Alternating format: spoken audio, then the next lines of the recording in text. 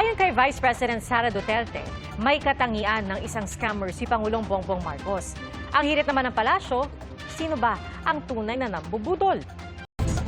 He has the hallmark of a scammer. Ganyan isinalarawan ni Vice President Sara Duterte si Pangulong Bongbong Marcos sa panayam sa kanya sa Melbourne, Australia. In fact, he has not followed through with any of his campaign promises.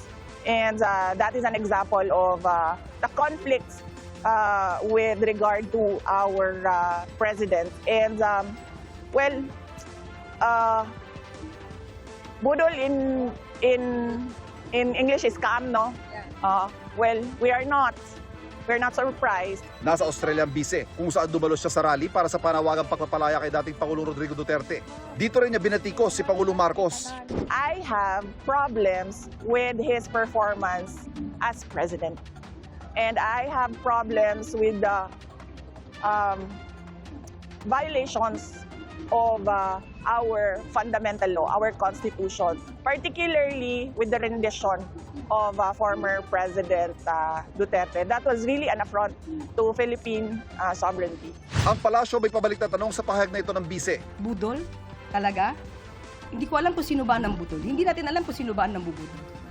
Sa panahon, sa nakikita po natin na pagtatrabaho ng Pangulo, sa pag-uutos sa amin na focus sa trabaho at hindi pamumulitika, sino ba talaga ang nambubudol?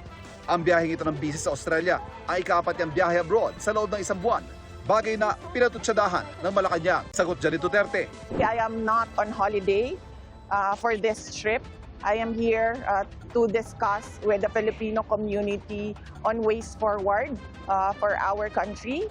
Ngayong nalalapit na muli ang pang-apat na sona ni Pangulong Bongbong Marcos. Kinumpirma ng bise na hindi siya muling dadalo rito, gaya ng nakaraang taon. I don't think he will be providing anything substantial about our country, and it would be best to spend that time with the Filipino community. Kung wala po nakikita ang Vice Presidente na maaaring gawin ng Pangulo, ganyan po talaga ang mangyayari kapag po hindi binubukas ang isipan at ang mata at ang puso para sa taong bayan.